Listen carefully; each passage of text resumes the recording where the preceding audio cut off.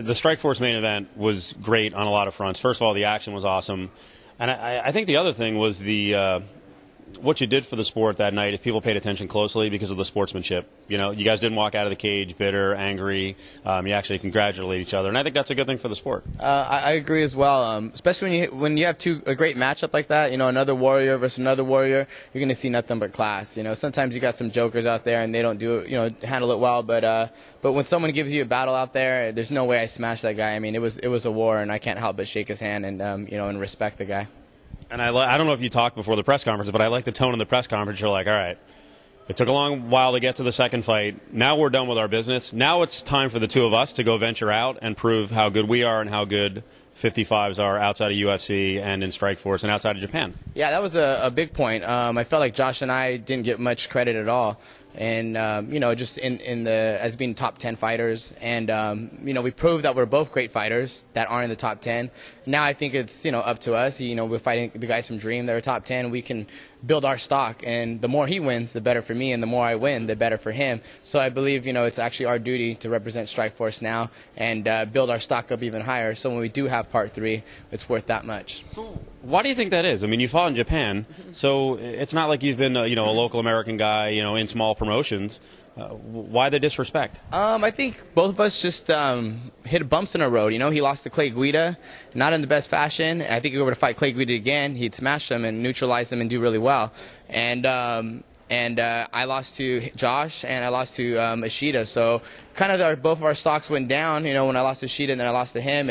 And that's how the sport goes. I think, you're not really as good as your last fight, but in a lot of people's eyes, that's the way it is. So, I just had to jump back on it, and he had to jump back on it. And I think we're both on the right track. But, I guess a couple more wins on both our parts, 3 or 4 wins, and I think everyone will be giving us respect. Yeah. Well, we talked about sportsmanship. We just saw in Japan not the most sportsmanlike night. I got to tell you, the action by Aoki, I think if that had happened here, that would have been a really bad night in a couple of weeks for MMA.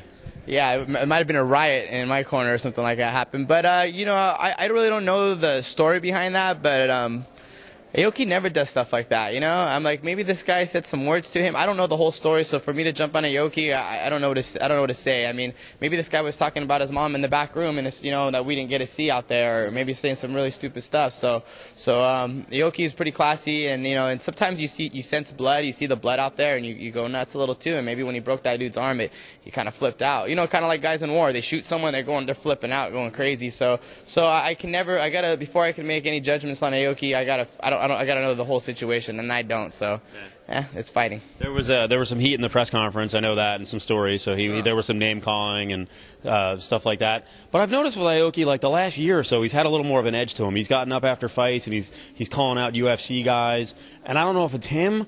It almost sounds like it's a promotional thing, like, who was it, Sasahara, is that his name? Because he mentioned him after the fight, that, he's ready to go to the United States, and if he tells him to kill somebody, he's going to kill somebody. It's, in a way, I like it. I don't know if it's phony, but I actually, as long as he's not breaking guys' arms and flipping them off, I think it's good for the sport. No, I think so as well. I mean, he's probably on a mission, and he's full of confidence right now, and, the more confidence you get, the more you show it. Before he was probably a little bit more of a student, he feels like he's a master now, and that's probably what it is. And I did read that. It's something about him calling himself an assassin, and I was like, this guy's sounding pretty tough. So I like the whole gig. I like the whole thing, and I think that he's worked hard for what he's got, and that's why I'd like to fight that guy. I'd love to fight him. He seems like a great matchup, and I match up well with him.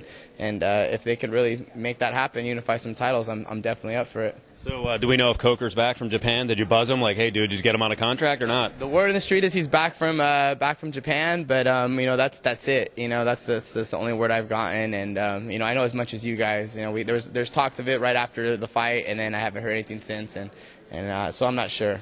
Do you want to be on that CBS card, even if it's not Aoki? I'd love to. I don't got time to wait around for Aoki forever. I mean, if I have an opportunity to fight Aoki in March, I'd do it.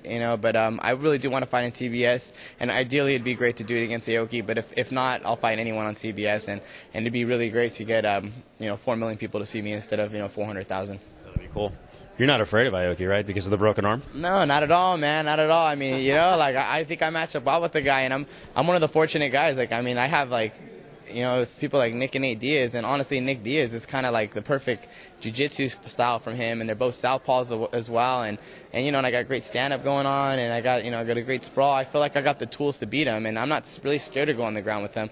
It's obvious you want to knock him out on his feet, but I'm not really like intimidated to go on the ground with him at all. I knew you weren't scared. I just wanted to get, maybe it'd slip. I'd get a good headline. Melendez afraid of Aoki after broken arm. Afraid of no one. So, in closing, the 155 class, because you guys did mention during the press conference the lack of respect, and you said, we could go in the UFC and compete with these guys. So, what do you think of the 155 class? And let's not even talk about BJ, because BJ right now has set himself as the top guy in the world. But the rest of the group. Yeah, I like to say that. I always say aside from BJ, so I'm glad you say that. He's on another level.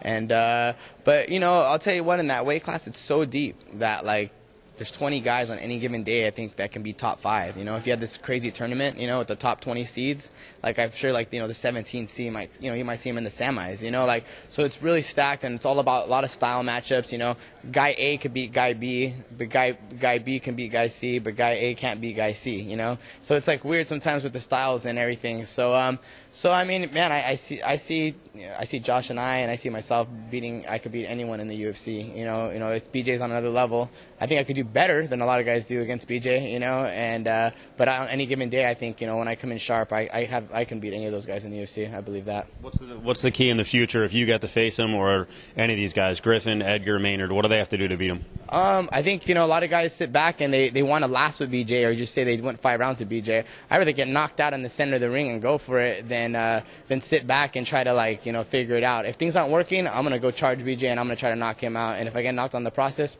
cool. But it's better than just running away or just not being able to engage. I just feel that way. I'd rather get knocked out than win a boring or lose a boring decision or something. You know what I mean?